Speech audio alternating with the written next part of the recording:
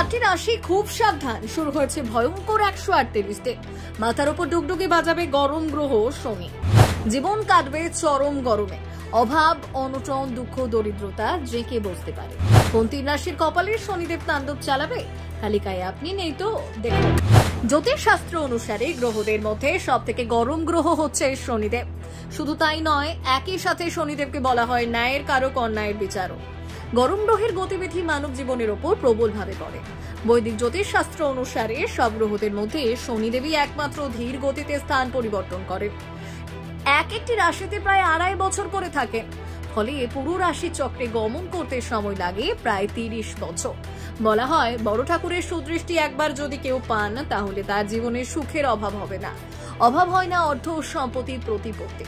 কিন্তু যদি বিপরীত চালে হাঁটে, তাহলেই ঘটে বিপত্তি। আর এবার বিপরীত চালে হাঁটবেন গরম গ্রহ শনিদেব। জ্যোতিষশাস্ত্র অনুসারে 13 জুলাই শনিদেব বিপরীতমুখী হয়েছেন আর মীন রাশিতে উল্টো চরণে হাঁটছেন।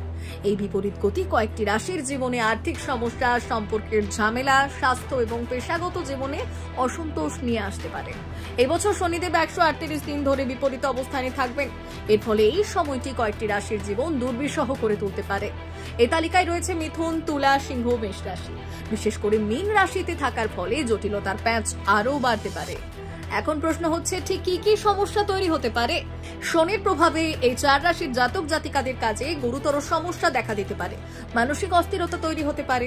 আইনি কাজে জটিলতা তৈরি হওয়ার সম্ভাবনা রয়েছে। শুধু তাই নয়, এই সময় পুরনো রোগ মাথাচাড়া দিয়ে উঠতে পারে। আগের তুলনায় খরচ বৃদ্ধি পাওয়ার সম্ভাবনাও রয়েছে। অর্থাৎ সব মিলিয়ে এই কয়েকটি দিন বিভিন্ন রকমের সমস্যা আপনাকে কাবু করবে। তবে বড় ঠাকুরের রোষানলের হাত থেকে বাঁচারও উপায় রয়েছে। সেগুলি মানলেও আপনার জীবনে সমস্যার জট কিছুটা হলেও খুলবে।